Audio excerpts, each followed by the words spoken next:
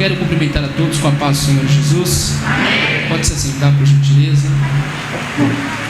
Quero louvar a Deus por estar aqui essa noite. E já havia no nosso coração um desejo para estar aqui com os irmãos e amigos que aqui nós temos, e por que não dizer família. E o Senhor preparou esse tempo, esse dia, e nós louvamos ao Senhor Deus por isso, por essa boa glória a Deus.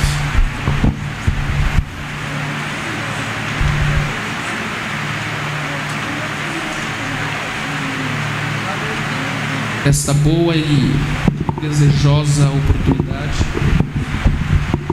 o Senhor nos permitiu estar aqui, e eu louvo ao Senhor Deus por esta noite. Quero louvar a Deus por rever o pastor Zedequias, sua família. Obrigado, viu, pastor, por essa boa oportunidade, e é sempre bom estar com o Senhor. Nós temos um carinho e é recíproco aqui aquilo que o Senhor falou para nós.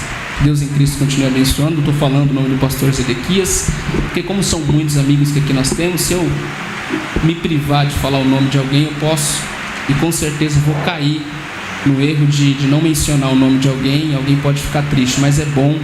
Igreja Zaf, a gente tem um carinho muito grande, e eu não quero perder tempo, mas só quero somente falar a palavra de Deus. E eu peço para aqueles que trouxeram a Bíblia, por gentileza, abrir no Evangelho segundo escreve João, capítulo de número 19. Aí, enquanto você procura, eu já vou ganhando tempo, louvando a Deus a vida da minha família, minha mãe, os meus irmãos que estão, minha querida esposa.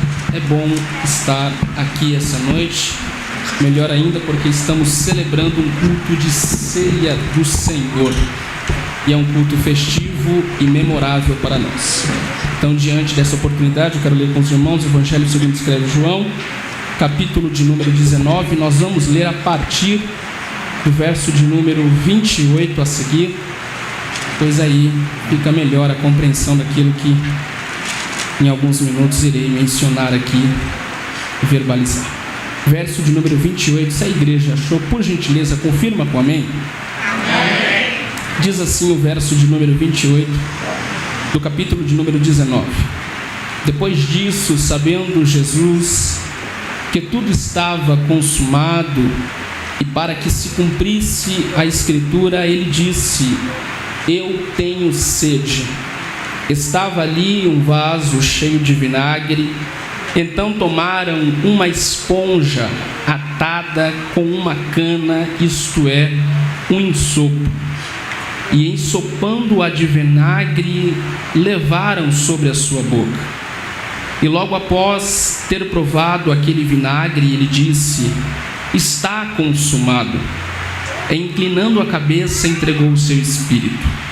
Então os judeus rogaram a Pilatos para que lhe quebrassem as pernas, e para que os seus corpos fossem tirados dali e não ficassem na cruz, pois era a preparação, véspera do grande dia de sábado. Foram, pois, os soldados, e na verdade quebraram as pernas do primeiro e do outro, a qual Jesus fora crucificado. Mas chegando próximo a Jesus, percebendo que já estava morto, e não lhe quebraram as pernas, contudo, um dos soldados lhe furou o seu lado com lança, e logo saiu água e sangue. E aquele que viu testificou, isto é, o seu testemunho é verdadeiro, e ele sabe o que diz, e é verdade, para que também vós o creiais, porque essas coisas aconteceram para que se cumprisse a escritura que diz: nenhum dos seus ossos será quebrado. Glória a Deus. Vocês podem dizer amém por esta palavra? Amém. Queridos, nós estamos aqui diante de um texto-chave, não só do Evangelho de João, por que não dizer um texto-chave, ou um dos textos-chaves que é proposital do contexto da história da Bíblia Sagrada. Nós estamos falando aqui claramente acerca da morte do nosso Senhor Jesus Cristo, e por ser um culto de ceia, percebo que é propício falar do assunto. E o texto aqui dando ênfase à morte de Cristo Jesus, não fala a respeito apenas de uma morte ou a morte de um ser humano. Fala aqui do propósito direcionado pelo próprio Deus diante da história da humanidade. Nós entendemos que há em nós, digo em nós porque isso vem da humanidade, o que chamamos de pecado original ou origem do pecado. A origem do pecado, de forma rápida, ela diz que o homem herda a sua natureza pecaminosa proveniente do primeiro homem, isto é, Adão, e consequentemente da sua esposa, que ambos pecaram juntos dentro de um jardim, onde Deus criou tudo perfeito e puro. Porém, eles passam de uma violação, e passando pela violação, eles são tentados, cedem à tentação, e isso ocasiona que Deus os expulsa do jardim, pois havia ali uma regra específica de não comer do fruto. Passando agora e terminando o período em que eles estão dentro do jardim, a qual nós podemos chamar do período da inocência de Adão e sua esposa, saindo do jardim chamado Éden, isto é, Gênesis capítulo 3, eles passam agora para um período a qual muitos falam e entendem o período da consciência. Eles sabiam o que era um certo e verdadeiro, certo e ruim, ou certo e errado, e agora, pecando, sai da inocência, vai para a consciência, isto é, eles sabem o que vão fazer, sabem o que vão escolher, e têm agora as suas determinadas decisões. Mas após isso, o pecado entrou no mundo. Uma vez que entrou o pecado no mundo, agora ele trabalha, e trabalhando o pecado ele precisa receber, e o salário do pecado ele é a morte. Passando o pecado então para os homens, acontece uma grande deturbação daquilo que Deus criou e estabeleceu, isto é, a paz, isto é, a tranquilidade. Então começa a trajetória da história da humanidade e também da história da Bíblia Sagrada. E muitos homens vão aparecer, sobretudo todos os homens que aparecem, eles são pecaminosos, errantes, e dentro deles não há justiça própria, de modo que ninguém se possa auto-justificar. Isto é, ninguém está livre da marca e da sentença e condenação do pecado. Então, passando algum período, Deus coloca de forma provisória o que chamamos de sacrifício. E quando falamos de sacrifício, lembramos rapidamente da história do Êxodo e até mesmo dos livros do Pentateuco.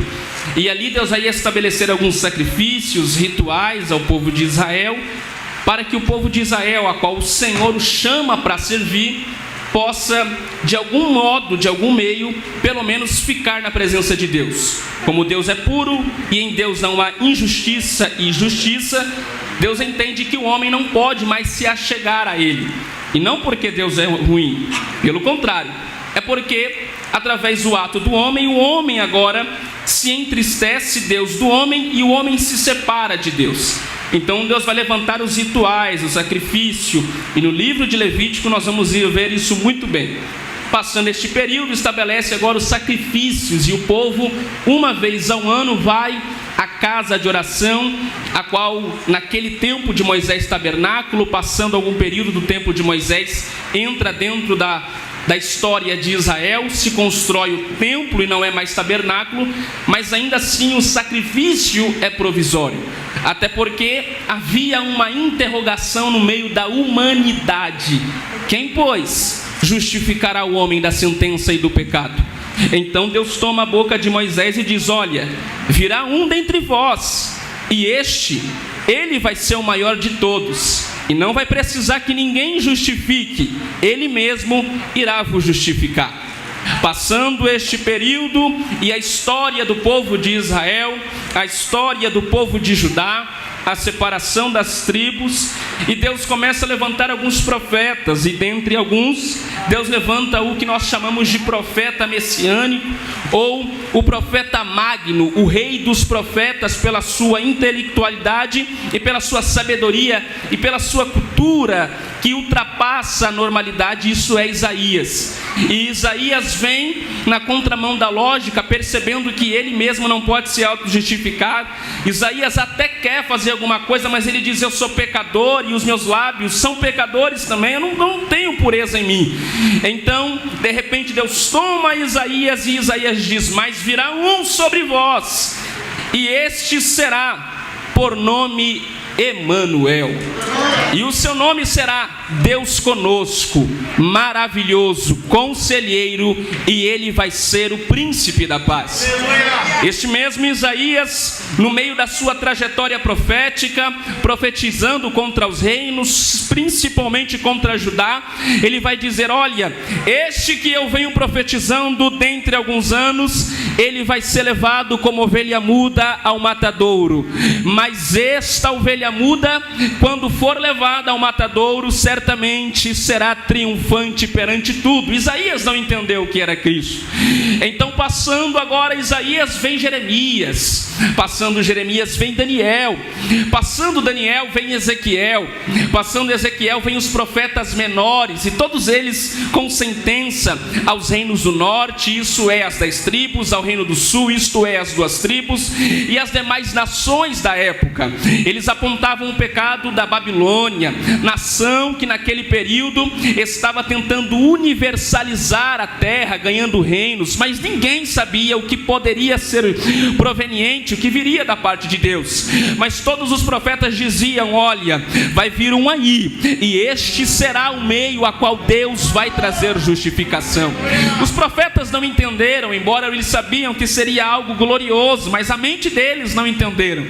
Até que vem um profeta que nós chamamos de profeta menor, isto é, Zacarias. E Zacarias, ele vem, e no meio da sua profecia, do seu livro, ele vai dizer: olha, e virá um, e ele não virá em glória, ele não virá sobre um camelo, ele não virá sobre um cavalo, ele não virá sobre muita glória ou honra, mas este que eu estou mencionando, ele vai entrar na cidade, e essa entrada será marcada como a entrada triunfal, e ele vai entrar sobre um jumento, jumentinha, e quando isso acontecer, vocês vão saber: eis aí a manifestação daquilo que Deus há de começar a fazer no meio da humanidade.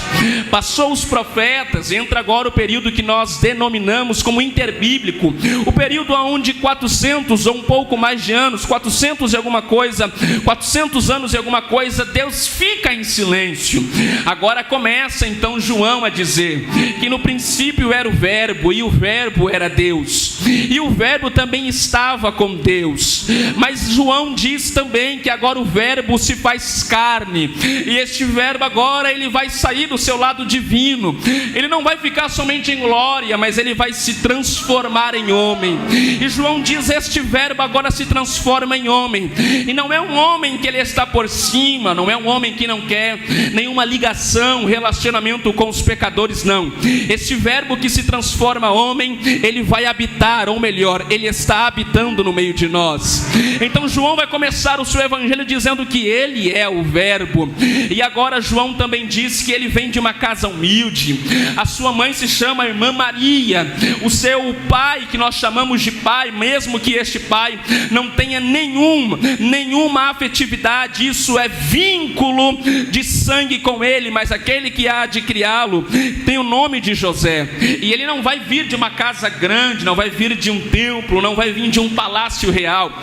Sim, ele é rei, sim, ele é majestoso, sim, ele é glorioso em si mesmo, mas ele vai nascer no meio de uma manjedoura, mostrando que agora aquilo que ele tinha, ele deixou. Isso se conclui com aquilo que Paulo disse, porque ele, sendo Deus, não teve por usurpação ser igual a Deus, mas antes aniquilou-se, humilhou-se a si mesmo, tomando forma de homem. E daqui a pouco eu concluo o restante desse versículo. Ele sai do seu reino de glória, ele vem de uma casa humilde. O seu pai é carpinteiro, e o carpinteiro é muito humilde. Agora ele vai passar por toda a sua história. Ele vai provar do que é ser homem, vai provar daquilo que é trabalhar, da sua rejeição, vai provar do cansaço físico, vai provar da falta de abraço de alguns. E ele vai provar tudo isso porque ele teria que vir como o mensageiro, ou melhor, aquele que seria a conclusão da promessa e da missão maior: justificar a humanidade. E agora ele vai aprender da lei, ele vai aprender da palavra, o que nós chamamos de verdade, a Torá. Ele vai passar por todos os rituais judaicos da sua época. Ele vai para o templo, vai ser apresentado no templo, vai aprender a palavra, mas ele também vai ser experimentado em dores. Vai trabalhar com o seu pai, vai ajudar o seu pai a sustentar a sua casa. E agora, próximo de 30 anos de idade, este homem que já não é mais uma criança, este homem que tem a sua pele cansada de sol, de cansaço físico, esse homem agora que já provou de muita dificuldade em sua vida, ele vai começar a terminar a sua trajetória ministerial física. Isto é, ele vai terminar dando início ao período onde ele vai concluir a obra do Pai. Com próximo de 30 anos, a Bíblia diz que aparece um outro personagem no meio da Judeia. E no meio da Judeia antiga havia um povo que estava vivendo em extrema religião. Vou falar alguns grupos religiosos da época para que os irmãos se lembrem e entendam aonde eu vou chegar. Havia aquele grupo que nós chamamos de saduceus. Os saduceus eram povos que estavam em extrema religião. Eram pessoas que tinham muito preconceito e tinham um modo de ver a lei. Havia também os herodianos, grupo muito forte na época, que era um povo que ficava entre a lei e entre a religião, ficava entre Deus e entre o partido de Herodes. Havia também aqueles povos que não tinham uma decisão final, iam aonde ganhavam, mas o preconceito, a religião era extrema e gritante naqueles dias. E então Jesus vai apresentar-se nesse período, mas antes dele entrar neste período, de forma iminente, a Bíblia diz que no meio de um deserto aparece um homem. Esse homem tem por nome João. Ele é filho de um sacerdote, filho de uma irmã. Esse pai e essa irmã, a mãe desse homem, já faleceram e agora ele foi para o deserto. Ele anda de forma esquisita, ele come mel silvestre com um pouco de gafanhotos. Ele também veste uma roupa de couro, e ele não anda com dinheiro da época, ele não tem glamour, ele não tem fama, pelo contrário, as pessoas o têm como doido. Mas a mensagem deste homem no meio do deserto do Jordão está fazendo efeito. E qual é o tema da mensagem, Adriel? O tema da mensagem desse homem é: arrependei-vos e arrependei-vos, porque vos é chegado o reino dos céus. Na verdade, se olharmos um pouco adiante e se fôssemos trazer este homem, que é nome de João, conhecido como o Batista, trazer para os dias atuais, se João fosse um pregador da nossa época, possivelmente eu tenho para mim que ele não seria um pregador requisitado aos congressos nacionais e internacionais. Primeiro, porque ele era um pregador que repetia a mesma mensagem. A mensagem dele era a mesma todo dia da semana. Qual o tema? Arrependei-vos. E segundo, que a mensagem dele não era nada confortável aos ouvidos. Sabe como que ele pregava? Dizendo: vocês são raça de víboras, povo de Israel, vocês são hipócritas no que vocês fazem. Mas a verdade é que a mensagem era dura, e por ser dura trazia confronto, por trazer confronto levava ao arrependimento, e por levar ao arrependimento trazia vida. De modo que no meio das sinagogas o povo saiu,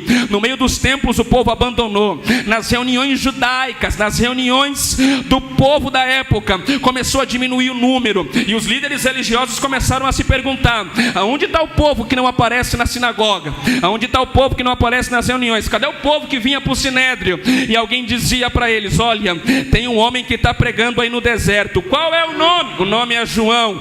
Qual que chamam ele? Tem muito João. Ele é o Batista. O que ele faz? Ele prega e batiza. Qual é a mensagem? Está chegando aí um que é maior do que eu, e eu não sou digno de desatar a sandália dos seus pés.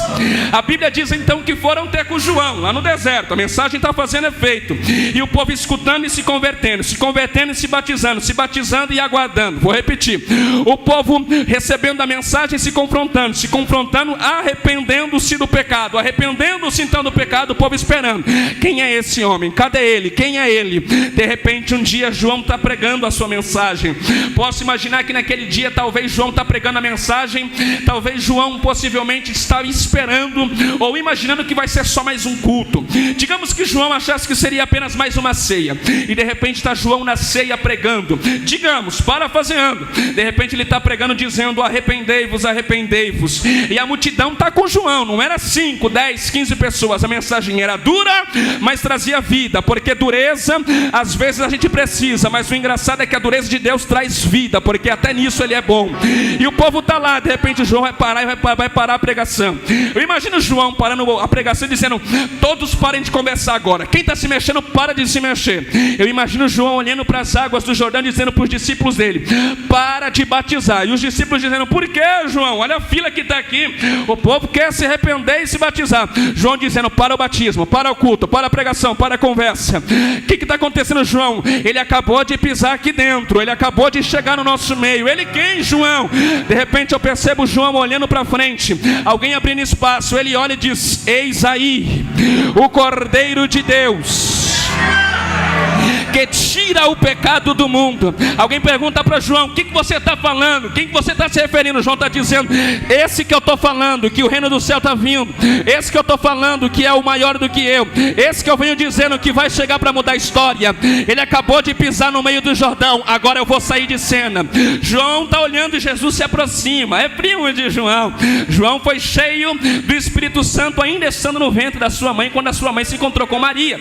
E Jesus olha para João em um ato de humildade: olha, João, eu vim hoje assistir o culto, ouvi a mensagem, e eu preciso começar a minha trajetória ministerial. Isto é, eu preciso dar início ao que o Pai me confiou, eu preciso passar pelas suas mãos e ser batizado.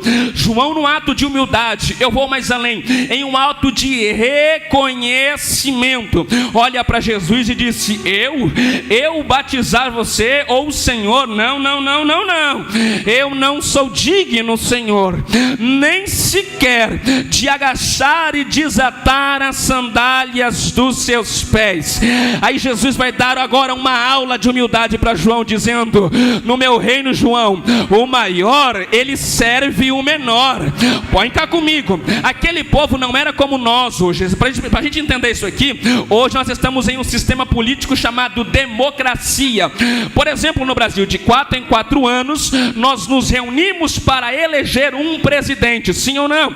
Naquele tempo não, naquele tempo era estabelecido por reis, a chamada monarquia, e quando não era monarquia, era a forma de universalizar, como César, ou melhor, Roma fazia na época, porque Roma estava em grande constância e crescimento, então eles ganhavam força, entravam em reinos, e eles vão agora começar a colocar, implantar o sistema político deles. Então João está dizendo: ei, eu não posso mexer com o rei. João estava dizendo: o rei não faz nada na mão de empregado, é empregado que faz alguma coisa na mão de rei. Mas o engraçado de Jesus é que ele é rei, mas a diferença é que no reino dos homens, os homens morrem para o rei. A diferença do reino de Deus é que para o rei, ele morre para os homens. Eu vou repetir, vou melhorar para você entender. João está com a mente dizendo: eu não posso fazer nada para um rei, mas Jesus está dizendo: e quem diz que eu quero que você faça? Eu que vim fazer por você. Aleluia. É isso que começa a complexidade do evangelho, porque evangelho não é os pequenos trabalhar para o grande, mas é o grande um dia olhar para os pequenos dizendo: eu vou morrer por você, vou pagar a tua dívida, vou te encher do Espírito. E alguém está entendendo? Já pode levantar a mão. Então João vai olhar e dizer: então tá bom. Criou-se uma discussão. João olhou e disse: então tá. João vai imergir Jesus sobre as águas. Quando Jesus é imergido sobre as águas e sai das águas batismais, isto é, testemunho público que ele está diante deste arrependimento, embora ele não precisava se arrepender, mas ele passou por aquilo que João estabelecia. Quando Jesus sai das águas, a Bíblia diz que o céu se abre. Quando o céu se abre, a Bíblia diz que João dá uma olhadinha olhadinha, e de repente um Espírito Santo aparece no forma de uma pomba, e desce a pomba sobre ele, e uma voz sai do céu dizendo: eis aí o meu filho amado, a qual eu, o Senhor, me comprazo.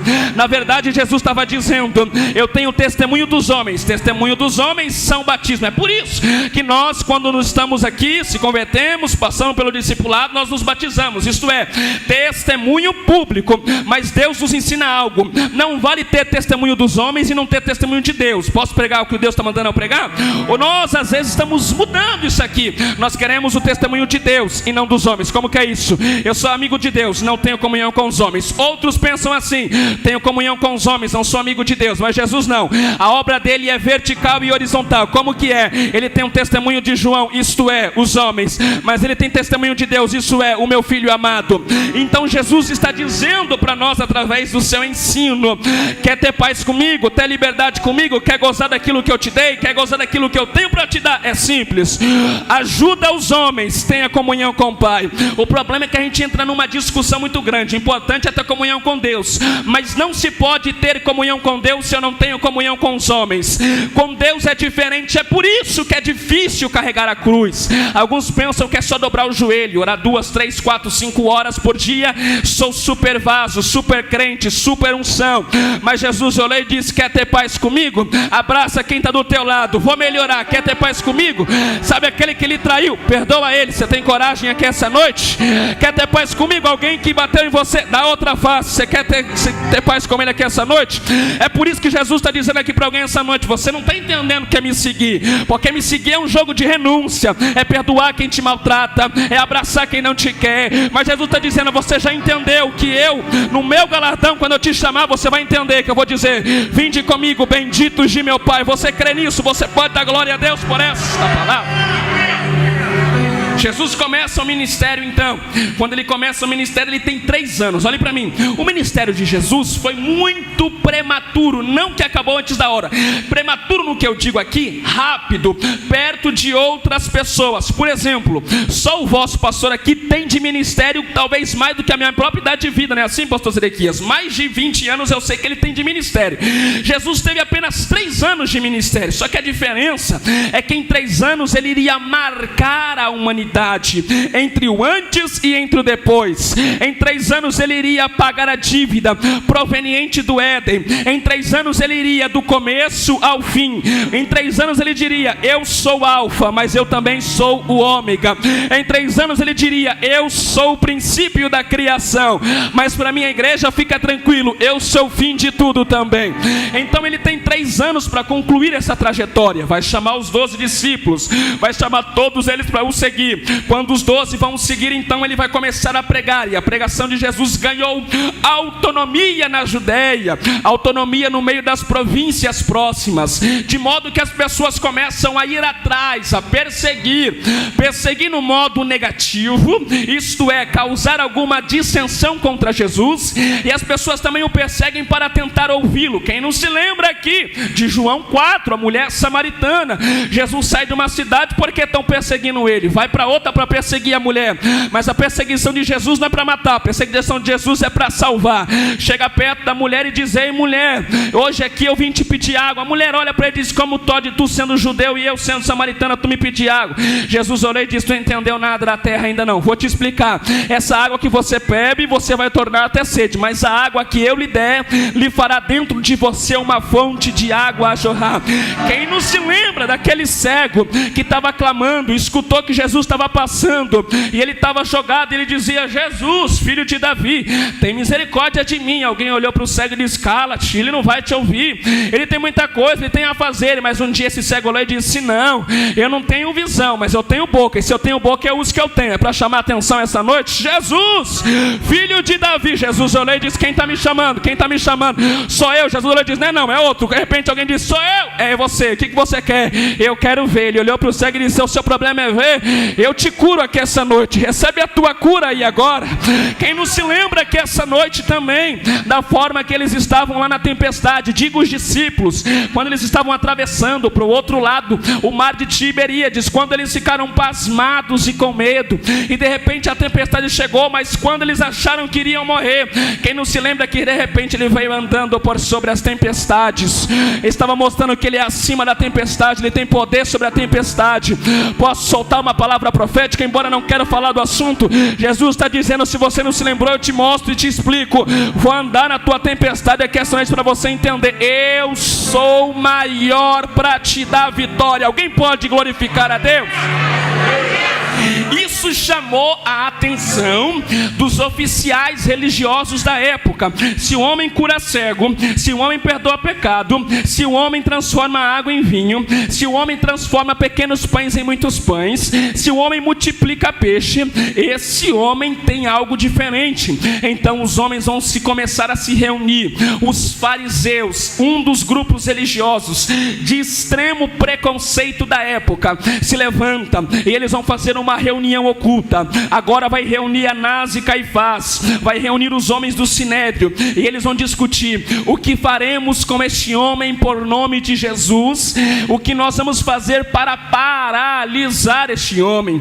Nós estamos perdendo peso, o povo está saindo do templo para ir adorar esse homem está curando, esse homem prega e tem cura. A gente prega a lei e não tem transformação, porque palavra vazia não cura, palavra vazia não transforma, mas palavra que tem a unção de Jesus, como ele mesmo disse dentro do templo: e o Espírito Santo me ungiu para pregar aos cativos e dar vista aos cegos. Esta unção despedaça o jugo. Os homens olharam e disseram: o que nós vamos fazer? Matar não pode. Por quê? Porque dentro do ritual da lei judaica, um judeu não pode matar outro. Isto é pecado, isto aqui é violação à lei. Então os homens olharam e disseram: a gente tem partido com Pilatos, nós temos negócio com César, vamos usar o que eles podem nos favorecer. Já que Roma tem um sistema de crucificação, usamos então o que Roma tem para matar esse homem. Então a Bíblia diz que eles foram até Pilatos, e eles vão até Pilatos e diz: Pilatos, a gente precisa conversar com você. Pilatos olhou para Anás, Caifás e os homens importantes da época e disse: me falem, vocês precisam de algum tributo? Vocês querem que eu diminua a carga horária, ou melhor, a carga tributária daquilo que vocês contribuem? Não, nós precisamos de um favor seu, Pilatos. Qual é o favor? Vocês querem promover uma festa? Não é festa. Vocês querem promover alguma articulação política? Não. Nós queremos que você crucifica um homem. Pilatos, eu imagino ele sentando dizendo: me conta mais sobre esse homem. Pilatos olhando e diz: me conta o que esse homem fez. Ele roubou alguém? Não roubou alguém. Defraudou alguém? Não defraudou alguém. Ele mentiu diante da lei? Não mentiu diante da lei. Na verdade, ele não consegue mentir. Ele é a própria lei, ele é a própria palavra. Então Pilatos olhou e disse: o que eu vou fazer então? Me conta o que esse homem faz. O que ele faz? Então lá vai Pilatos. Esse homem está andando aí, e outro dia ele estava no meio de uma casa humilde, tinha um culto nessa casa, porque é casa de crente, sobretudo pentecostal, é uma casa que lota. Por exemplo, isso aqui é loucura, o povo aí fora está dizendo: não sai de casa, não sai do apartamento, não sai de casa, não abre a porta. E se você ouvir ainda mais a mídia televisiva, você não vai só levar a sério o que está acontecendo, você vai ficar meio doido. Mas isso aqui é loucura, porque o povo olhou e disse: a gente está no meio da crise, mas vamos dividir as coisas, vamos levantar a mão e adorar ele, porque a gente entende que ele manda na crise, que ele tem poder sobre a crise. Ele estava num culto lá e de repente o povo está espremido, aí não tinha espaço. 4 amigos olhou, abriu o telhado, destelha aí, destelharam tudo, desceram um homem numa cama. Ele olhou e disse: ei, vocês têm fé mesmo? Não conseguiram entrar pela porta e destelhar a cara da casa da irmã? Então ele olhou para o homem e disse: ei, perdoados estão os seus pecados. Os homens olharam e falaram isso para Pilatos. Pilatos olhou e disse: esse homem curou, esse homem perdoou, ele é bom. Aí os homens olharam para Pilatos e disseram: não, ele está nos fazendo perder peso, ele está nos fazendo perder de forma financeira a arrecadação que nós fazemos. Então Pilatos olhou e disse: me traga esse homem. Então agora está Jesus lá no jardim do Getsêmani. Jesus está lá com os discípulos, e de repente ele começa a dizer ao Pai: se possível for, passa de mim este cálice, todavia que seja feita não a minha, Senhor, mas seja feita a tua vontade. Você quer melhor um exemplo de passar por aquilo que Deus colocou você para passar? O melhor exemplo não é o Adriel é pecador. O melhor exemplo não é um grande pastor, o melhor exemplo aqui é Cristo, que ele disse para o Pai: se for possível, o que eu vou fazer é receber o pecado de toda a humanidade, mas quer saber de uma coisa, Pai? Se o Senhor me levantou foi para morrer na cruz, todavia seja feita em mim a sua vontade. Você pode glorificar a Deus por essa? Chegou uma guarnição romana no meio do jardim do Getsemane. Jesus está tão pressionado, vou repetir, pressionado, que ele começa a suar sangue. A medicina intitula esse fenômeno raro como o fenômeno da hematitrose. Quando alguém que está tão pressionado, os seus vasos sanguíneos dilatam e a pessoa ou a vítima começa a suar sangue. Jesus está dizendo: já estou sentindo a pressão do que eu vou passar. Nosso adversário está dizendo: ele não vai conseguir aguentar não. Mas Jesus está dizendo: se o Pai me colocou aqui, não volto atrás enquanto eu não cumprir aquilo que Ele me mandou. Jesus está dizendo para alguém aqui essa noite: eu sei que você está diante de uma grande dificuldade, por que não dizer desafio, que é passar por isso. Mas Jesus está dizendo: eu te dou graça hoje aqui para você permanecer de pé. Levanta a tua cabeça, dá glória para o meu nome, que eu te fortaleço e te digo: tu vai passar. E se alguém sumir, eu sou contigo na segunda. Se alguém te esquecer, sou contigo na terça. Se alguém não te abraçar, sou contigo na quarta. Mas soltam glória para o meu nome, diz o Senhor na minha boca para alguém, que hoje aqui eu te abraço e te digo: tu não vai voltar atrás enquanto eu não cumprir aquilo que eu estabeleci, diz o Senhor. Prendem ele, levam perante Pilatos. Perante quem? Perante quem? Pilatos olha para ele a partir do verso de número, ou melhor, capítulo de número 18 para 19. Jesus, depois de 3 julgamentos religiosos, Jesus passou por 6, 3 religiosos e 3 romanos, 3 judaicos e 3 romanos. Depois dos 3 judaicos, ele vai para Roma, povo de Roma. Pilatos olha para ele e diz assim: teu nome é Jesus? Isso. Me disseram aí que tu é filho de Deus. Responde para mim se você é ou não. Pilatos olha e diz: e de antemão eu te falo, se você falar que não, eu sou Pilatos e tenho poder para te livrar da cruz. Se falar que sim, vou ter que te crucificar. Tu é filho ou não? Jesus olhou para Pilatos dizendo: tu que fala. Pilatos olha para ele e diz: você vai me responder dessa forma? Eu tenho poder para te tirar dessa condenação. Jesus olhou e disse: vou te dar uma aula, você não aprendeu ainda não. Tu não tem nenhum poder, senão o poder que o meu Pai do alto céu te deu. Mas se eu quisesse, Ele mandaria 12 legião de anjos, mais de 70 mil. E se eles entrassem aqui, eu estaria livre. Mas ele olhou para Pilatos e disse: quem disse que eu quero correr da cruz? Se a cruz está me esperando, Jesus meio que bateu o pé e disse: é para ela que eu vou. Jesus está dizendo para alguém aqui essa noite: você está pensando voltar por quê? Está envergonhado para quê? Está chorando por quê? Jesus está dizendo: eu te chamei foi para ficar de pé, mas está doendo. Jesus está dizendo: pega a tua cruz aqui essa noite.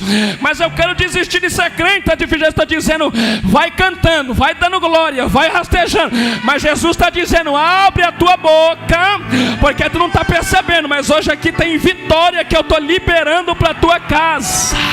Estou pregando para alguém aqui que talvez alguém está dizendo: desiste, volta atrás, esquece, pega as coisas, volta para casa, vai tentar em outro lugar. Mas Jesus me trouxe aqui para dizer para alguém: sacode a poeira. Quem está contigo nessa guerra sou eu. Quem está contigo, quem está contigo nessa casa sou eu. Então o céu está dizendo: te prepara, que eu te dou firmeza. E tu vai se apresentar dizendo: eu não vou retroceder.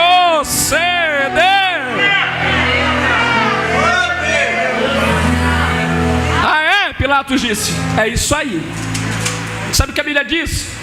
que Pilatos ficou com medo de crucificar, ou de mandar crucificar Jesus. E sabe o que Pilatos vai dizer para Anás e Caifás e o povo que estava com eles, a comitiva? Pilatos vai dizer: eu não vou mandar matar esse homem não. Esse homem tem a mão limpa. Esse homem é inocente. Pilatos olhou e disse: se vocês querem, vocês que fiquem com ele. E alguém dizendo: Jesus renuncia. Jesus dizendo: da cruz eu não vou desistir. Já pensou se Jesus desistisse da cruz? Aonde eu, aonde você, aonde nós estaríamos? Posso dizer, nem aqui estaríamos. O que nos aguardava era uma sentença de condenação. E ele estava dizendo: eu não vou desistir, porque quem me espera é minha igreja. E se a minha igreja é minha noiva, se é minha noiva não vai perder. E por que você quer parar dessa cruz? Por que você quer desistir? Posso melhorar?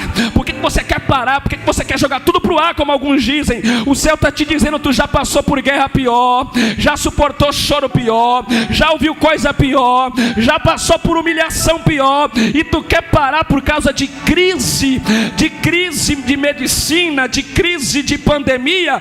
O céu está te dizendo: quem foi pego na pandemia foi os homens. O céu não é pego de surpresa. O céu está dizendo: eu te chamei foi para ficar de pé, para guerrear, para dar glória. E o céu está te dizendo: você veio aqui querendo desistir, mas o céu está dizendo: eu não deixo tu desistir. Eu te abraço e te digo: permanece, que eu estou chegando aí. Você pode levantar a mão e, em nome do Senhor Jesus, dar o melhor glória essa noite.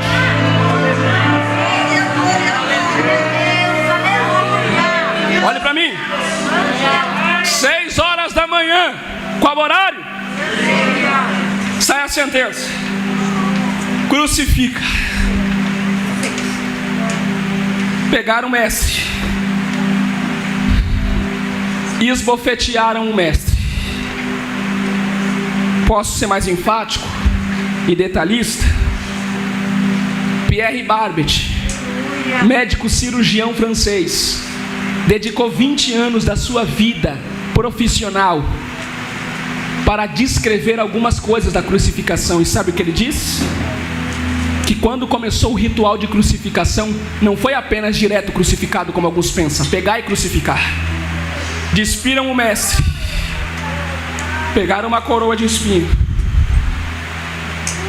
cravaram sobre o seu crânio. E ele diz: é bem provável que enquanto entra no crânio, o seu crânio comece a sangrar, e próximo a dar de uma hemorragia. A pressão de um crânio começando a receber a coroa de espinhos é para matar. Mas Jesus estava dizendo: não vou desistir. Alguém dizendo: ele não vai aguentar. Jesus olha e diz: continua. Alguém olha para a nossa história e diz: já era para morrer, já era para desistir, já passou por calúnia, por afronta, por humilhação. Mas você está dizendo: eu não vou desistir. Se eu desistir, minha casa para. Se minha casa parar, tudo cai para o chão. Mas como eu sou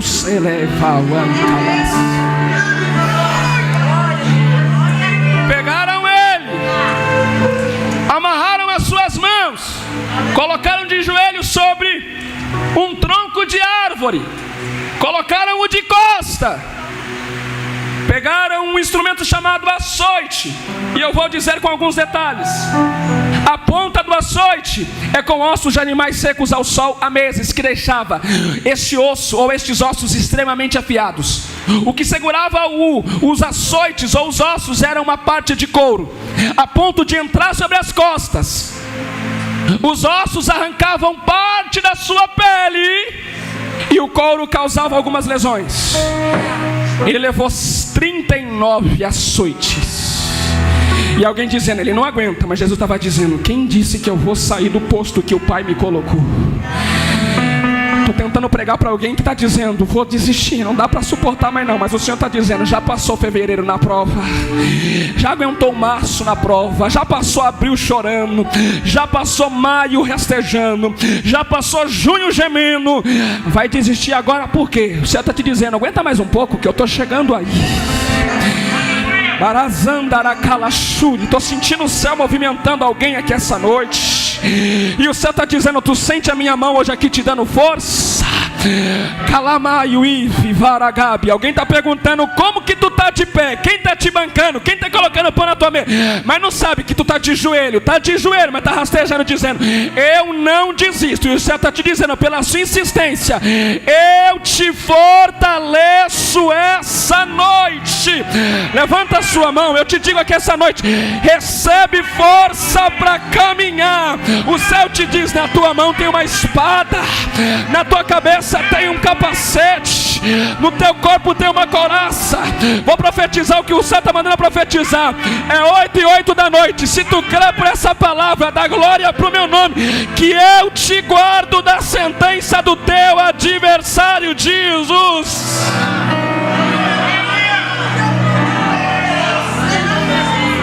Olha para mim.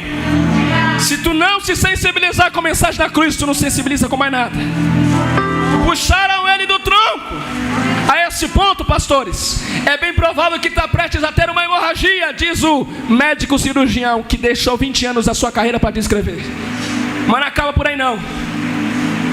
Esbofeteado foi, coroado com coroa de espinhos, açoitado, colocaram uma parte da cruz sobre ele, o que chamamos daquela parte reta da cruz, sobre os ombros, o que chamamos de patíbulo, e disseram para ele, sobre a via dolorosa. Quando ele está saindo para a via dolorosa, a Bíblia diz que ele está cansado, fraco, a ponto de Jesus cair. Jesus o quê? Cair. E é compreensível. Está com a mente, ou melhor, crânio sendo pressionado, com as costas sangrando. Tem força para caminhar? Não tem.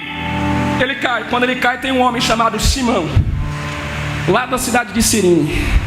Cidade de Cirene se remete a um continente onde os povos são negros. É bem provável que esse Simão Sirineu era negro, mas como Jesus não tem raça, foi um negro mesmo que ajudou Jesus. Simão Sirineu olharam para ele e disseram, ajuda o homem. Alguém olhou e disse, ele vai parar na via dolorosa. Vai parar onde? Na via dolorosa. Na onde? Olhe para mim. Via dolorosa, o nome já diz, é o que? É uma via. É o que? É uma. Jesus caiu na via. Qual é a diferença? Alguém diz, vai morrer, mas a diferença está aqui. Ele caiu na via, não caiu no final. Porque via não é destino, via é passagem. E tem alguém que está passando na via da guerra, na via da dor, na via da angústia, mas o Senhor está dizendo, quem disse que tu morre agora? Aí não é destino, aí é passagem. Está chorando, está doendo, mas o Senhor está dizendo, eu estou levantando o Simão Sirineu todo dia, 3 horas de manhã aqui. Você nem está falando muito, mas está dizendo, Senhor, alcança ela aqui essa noite. Tem gente aqui que está de pé, não é pelo rostinho, não é pela roupa, inclusive eu, não é por nada, mas sabe por quê? É que quando alguém disse, vai morrer, Deus levantou um Simão para te dizer, tu não morre não. Se for para morrer, morre eu e você. Mas é por isso que Isaías disse, um ao outro ajudou e diziam, esforça-te. Eu sei que você não pode pegar na mão de quem está do teu lado, mas sabe o que o céu está te dizendo? Tem gente que está do teu lado que você não conhece, mas eu estou levantando só para te dar força. Tem gente que te manda mensagem, tu acha que é coincidência, mas o Senhor está dizendo, comigo não tem coincidência, comigo tem propósito. E tem gente que você está dormindo e alguém está dizendo, Senhor, não deixa ela morrer não. Se ela morrer, a casa morre. Se ele desistir, o ministério desiste. Mas o céu está te dizendo, tem Simão do teu lado, tem guerreiro que você não dá nada, mas tem a espada na mão dizendo, vamos chegar no final, vamos chegar no final. Aonde estão os guerreiros da parte de Deus? Olha para mim aqui. Jesus é o ser perfeito. É o ser o quê? Perfeito. Jesus recebeu ajuda de homem. O que dirá do Adriel? O que dirá da igreja do Senhor? O problema é que a gente está com uma incredulidade tão grande, que a gente está passando por guerra. O Senhor toca e a gente diz, não preciso de ajuda, sou vaso, não preciso de oração, não preciso de abraço. Está dizendo, tu é pó. Se eu precisei de ajuda de um homem, o céu está te dizendo, tu não conhece ainda o céu não, mas eu vou mandar alguém pelos esses dias dentro da tua casa, e que tu não vai dar nada, mas o céu está te dizendo, no barulho dos pés, quando entrar, vai ter libertação dentro da tua casa. Isso aqui é revelação da parte de Deus. Tem gente aqui que só não morreu porque o céu levantou gente. O céu está te dizendo, tu não percebeu ainda? Hoje aqui o Simão Sirineu passou do teu lado dizendo, tu não vai parar. Eu sou o que te força, que te fortalece. Glorifique a Deus. para mim, eu encerro. Chegou na cruz, no Gólgota, pegaram os seus pés, colocaram um sobre o outro, colocaram o primeiro cravo, transpassou de um pé para o outro. Quão formosos os pés dos que anunciam. Quando crucificaram os pés não sabiam, mas os pés dele eram formosos. Pegaram as suas mãos, colocaram o cravo, o primeiro cravo na mão direita, o segundo cravo na mão esquerda. Colocaram um ladrão à sua direita, outro ladrão também à sua esquerda. E ele, Adriel, levantaram a cruz na direção do meio. Olhe para mim. O sistema usado de cruz de Roma, ninguém queria, e até a própria Roma não gostava de usar, porque a cruz é vergonha. A cruz é o último método que eles usavam para punir, porque é vergonhoso, porque maldito é o homem que for pendurado aonde? É por isso que ninguém entende o Evangelho, porque as outras religiões têm deuses que triunfaram, que conquistaram reinos, que usurparam para ficar de pé, mas a nossa, o rei se entregou à humilhação. É por isso que alguém não diz: o meu Deus, ele é grande, meu Deus fez o raio. Outro diz: o meu Deus, o relâmpago. Outro diz: o meu Deus é o Deus da água. E quando alguém pergunta para nós: e o teu Deus? O meu Deus, ele pegou uma cruz. Só que nessa cruz tinha um pecado meu, de toda a humanidade. Só que foi nessa cruz, que era vergonha para a humanidade, que ele olha e diz: a cruz é seu palco da minha exaltação. A cruz é seu palco para restauração. Jesus está no meio da cruz, e eu nem preciso falar que ele gosta de estar no meio. Quando ele está prestes a morrer, a partir do verso número 28, do verso do capítulo 19, Jesus olha e diz: está tudo feito. Fui esbofeteado, açoitado, rejeitado. Os que eram meu não creram em mim. Então quer saber, Pai? Terminei. Ele olhou para o soldado romano e disse: me dá um pouco de água. Em outras palavras, o Senhor está dizendo: pelo menos me deixa morrer, sanando a minha sede. Olhe para mim. A sede de Jesus aqui é física, não é espiritual não, é física. E a sede é compreensível. Quando nós perdemos sangue, alguém aqui que já doou sangue pode dizer: quando doa-se sangue ou quando perde sangue, dá sede, porque o seu corpo está sendo desgastado. Então se ele está perdendo sangue, cansado, carregando cruz, ele está sentindo agora sede. Ele olha para o homem e diz: me dá um pouco de água. O soldado diz: não, eu vou ser pior, ser carrasco. Tinha ali uma esponja, um ensopo. Colocou aquele ensopo sobre a vinagre, colocou sobre uma ferramenta, levou até Jesus, e Jesus dizendo: não, deixa eu morrer sem sede. Ele olha e diz: tu vai morrer com sede. Quando ele colocou aquele vinagre sobre Jesus, vinagre deu sede em Jesus. Jesus olhou e disse: nem para mim morrer eles tiveram pena de mim. Ele olhou e disse: Pai, entrego a ti o meu espírito. Está consumado. Naquele momento o céu se fechou.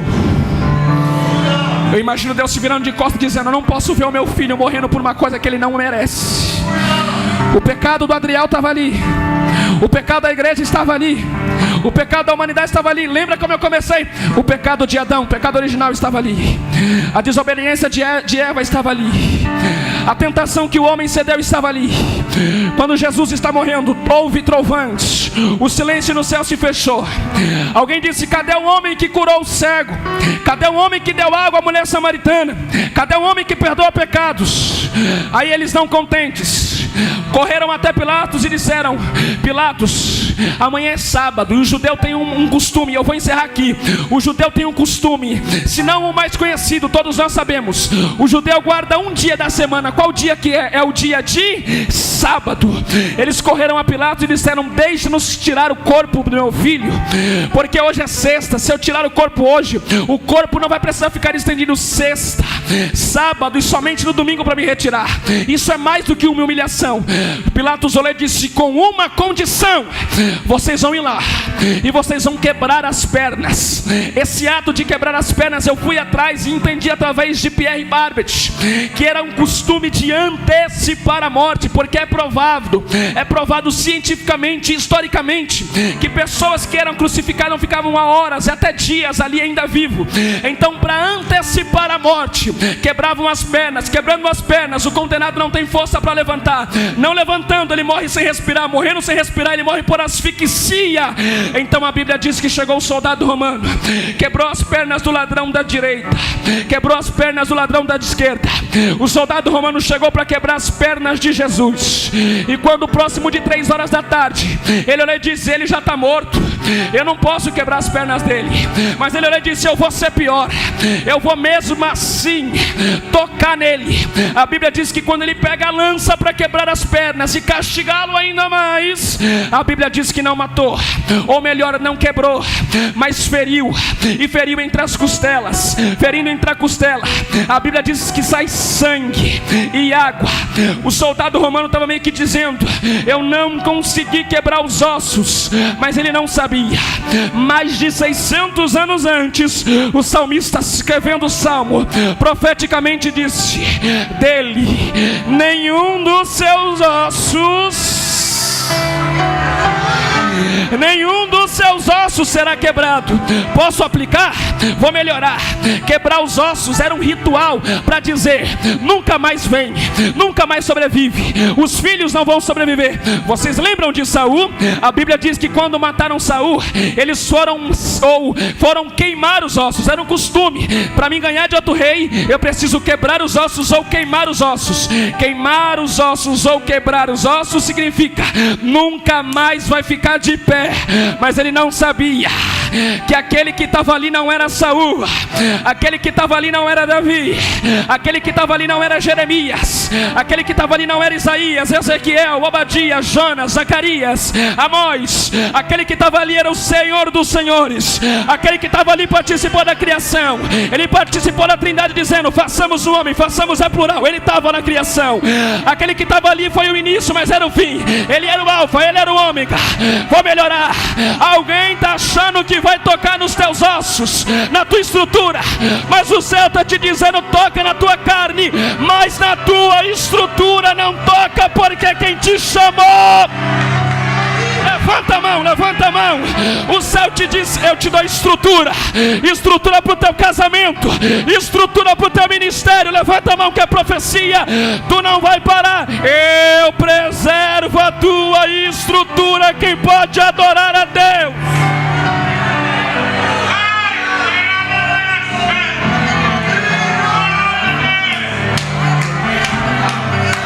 Baranda, canto de como fácia. A igreja fica na comunhão. Eu fecho a minha Bíblia, fica na comunhão, porque o céu está dizendo: tem gente que queria travar a tua estrutura, porque já tocaram na tua carne, tu cantou enferma. Já tocaram no teu casamento, tu cantou na guerra. Já tocaram na tua casa, tu cantou no meio da afronta. Já tentaram te matar, mas tu ficou de pé. Alguém diz: qual que é a estrutura dele? Qual é a estrutura dela? Não sabe. É que é na tua estrutura ele te abraçou e disse: eu não te largo, eu não te largo, eu não te largo, eu.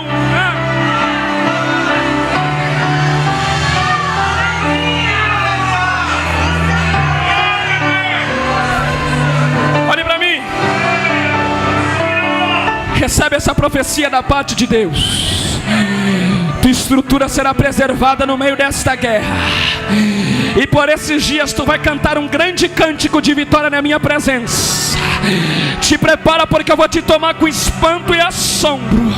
E no meio desta guerra, que alguém diria: tu morreu, tu vai dizer: eu tô de pé. Eu tô de pé. Alguém vai dizer: por que tu tá de pé? Tu vai dizer: é porque o sangue do Cordeiro louvor. Alguém recebe essa palavra? Alguém recebe essa palavra?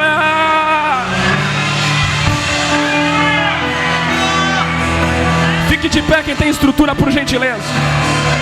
Fica de pé quem está tendo estrutura. Sacode a poeira. Sacode a poeira. Sacode a poeira. Sacode a poeira. Passou janeiro na guerra. Passou março na guerra. Passou maio na luta. O céu te diz: eu te passo com restauração. Eu te dou na tua mão uma vitória especial. Vou colocar o teu nome onde você não entra. Vou abrir a porta onde você não passa. Calamanana, canto de como facear. Esse suicídio não te para. Depressão não te mata. Porque a estrutura da palavra desceu. Desceu. E ele te diz: eu te renovo.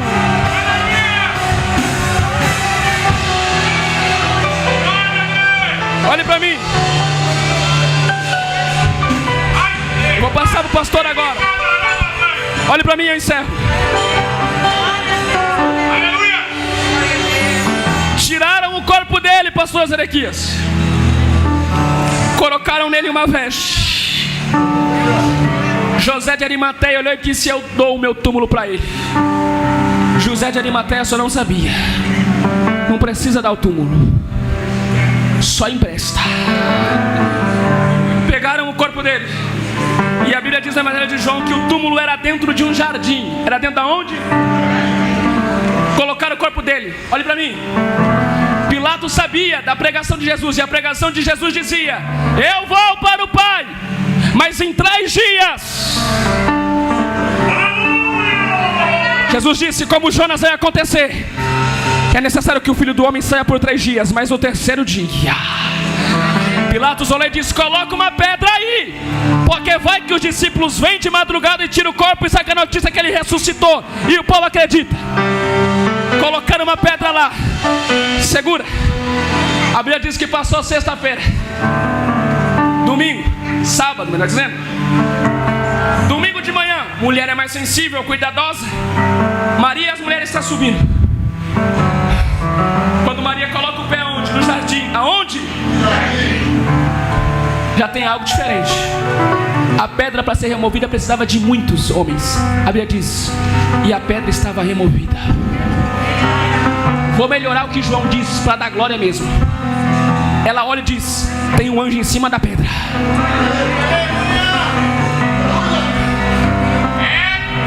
Ela entra no túmulo, só tem um lenço dobrado. Cadê o corpo do meu filho? O anjo olha para Maria e brada: está esperando no meio do quê? Como é que é? Quem você está procurando no meio dos mortos, Maria?